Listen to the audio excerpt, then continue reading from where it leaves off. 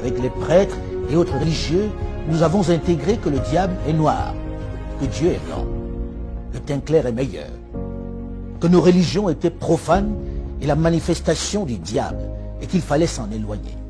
La plupart d'entre nous avons intégré que nous sommes moins intelligents que le blanc.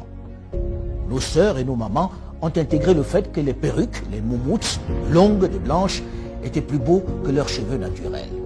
Il est venu le moment de sortir de cet obscurantisme. Il est venu le moment pour une jeunesse désormais bien formée et ouverte sur le monde, d'élaborer le narratif des Africains, de raconter notre histoire, de magnifier nos valeurs, de vulgariser notre savoir, notre conception de la vie. Bref, de récupérer la parole qui nous a été arrachée et de parler de nous, sans complexe, avec fierté.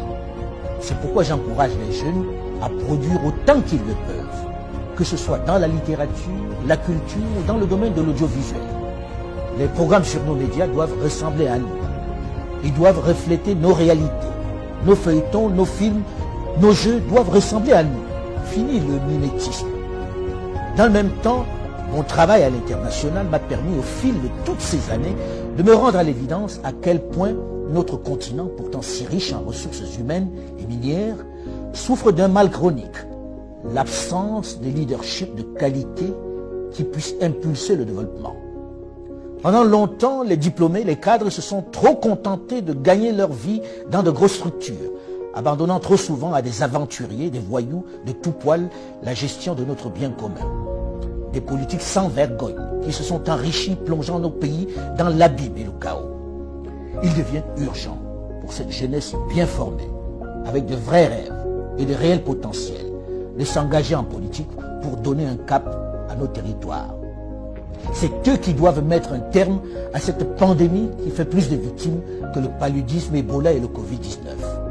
Il faut s'engager en masse en politique et travailler à changer les paradigmes. Il faut arrêter de laisser cette activité à des vieux essentiellement mus par la volonté de se maintenir aux affaires alors qu'ils n'ont aucun projet pour leur pays, alors que leur avenir est derrière eux. Une chose est certaine, et c'est triste de le dire, ma génération et celle de mes aînés ont échoué à développer l'Afrique. Mais vous, les plus jeunes, aurez moins d'excuses, puisque vous avez les armes pour renverser la vapeur. La balle est dans votre camp.